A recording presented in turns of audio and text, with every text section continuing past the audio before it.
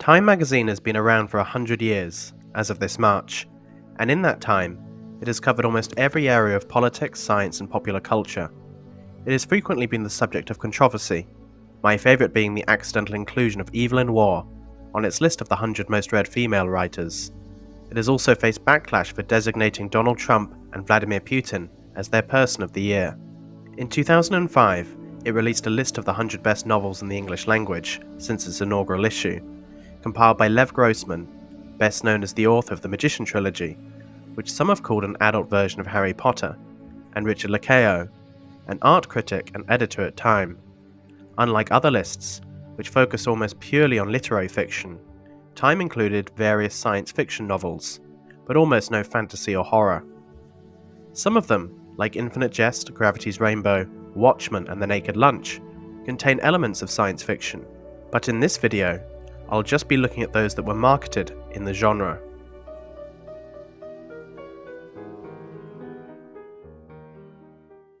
A Clockwork Orange was Anthony Burgess's attempt to cash in on the exploding popularity of science fiction in the 1960s, and he claimed to have written it in 3 weeks, for the money. It is a criticism of the English attempt to lower crime and civilize young people by teaching them to appreciate high culture. The novel is then about a group of thugs whose leader idolizes Beethoven and speaks with the eloquence of James Joyce. Its plot kicks into dystopian high gear when he's convicted of murder and undergoes a psychological experiment to make him incapable of violence. A brilliant, entertaining, and thought-provoking book, it would certainly have been among my top 100. Anthony Burgess, however, was never a fan of his own work and viewed its popularity as dependent on the film by Stanley Kubrick. Another book that certainly warrants a spot is Neuromancer by William Gibson.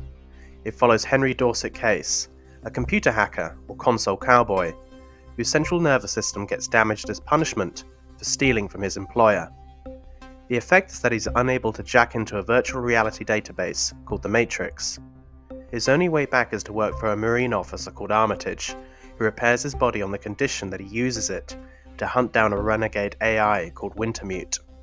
The book is just as poetic as A Clockwork Orange, but is in a sense its opposite.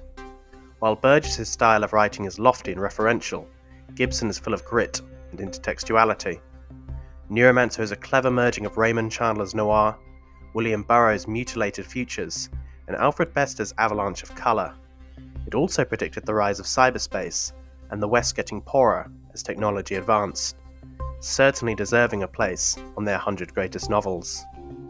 Never Let Me Go by Kazuo Ishiguro follows a group of clones who are bred for the purpose of organ donation. They go to a school where the teachers try to make their lives as fulfilling as possible until the time comes for them to be processed. It draws inspiration from the provincial writings of Jane Austen and D.H. Lawrence, making it a nice twist on what we've come to expect from science fiction. It does, however, fall short of the two I've previously mentioned. Though longer than both of them, there are fewer concepts explored. The characters are less engaging, and its world is less believable. This is because the science fiction element, being that clones are bred to be harvested, has no impact on the rest of the world. I would have believed in it if it was set in an alternate reality, where the Nazis won World War II, and having been subjected to their eugenics program, people attached less value to human life. This would have also opened many doors for Ishiguro to explore. Though I'm a fan of his work, particularly The Remains of the Day, I consider Never Let Me Go to be mediocre science fiction. Do Androids Dream of Electric Sheep by Philip K. Dick also deals with replicated humans, but with far more depth and far fewer words.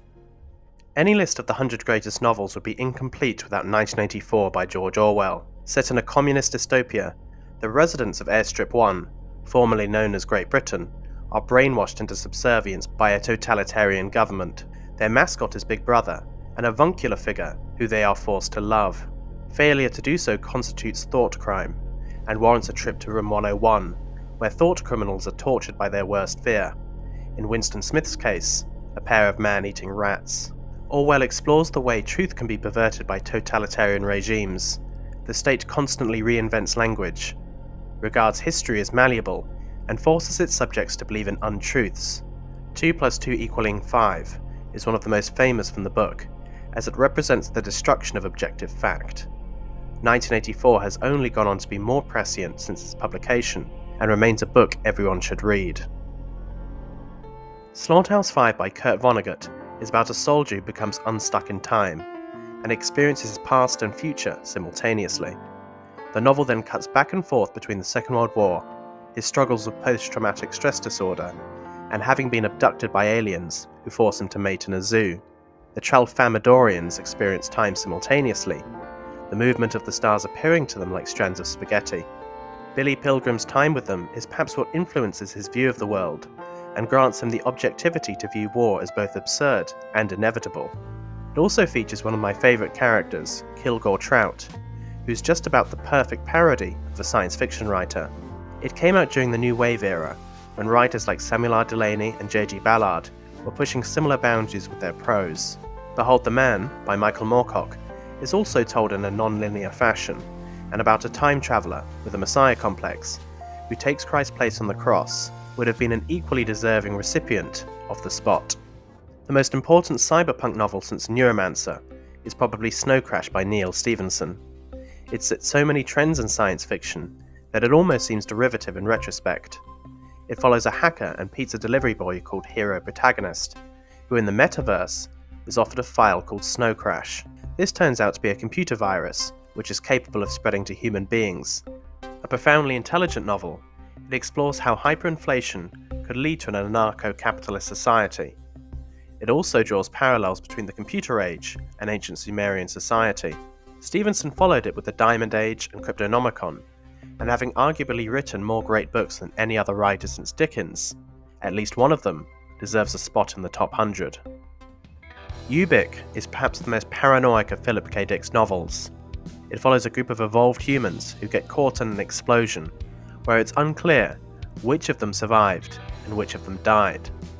This is because there exists a state of cryonic half-life in which the dead experience a simulation that's like the real world. An important precursor to Neuromancer and Snow Crash, it still captures the kitsch of the 60s. It remains distinct from the cyberpunk era though, because instead of exploring the potential of cyberspace, Dick was more interested in controlled hallucinations. Much of his former work was inspired by and written under the effects of varying narcotics. My favourite being Durandroid's Dream of Electric Sheep.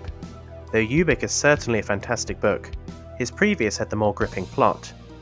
It follows a bounty hunter on his search for almost perfect replicas of human beings, while also taking part in a collective hallucination of connected suffering.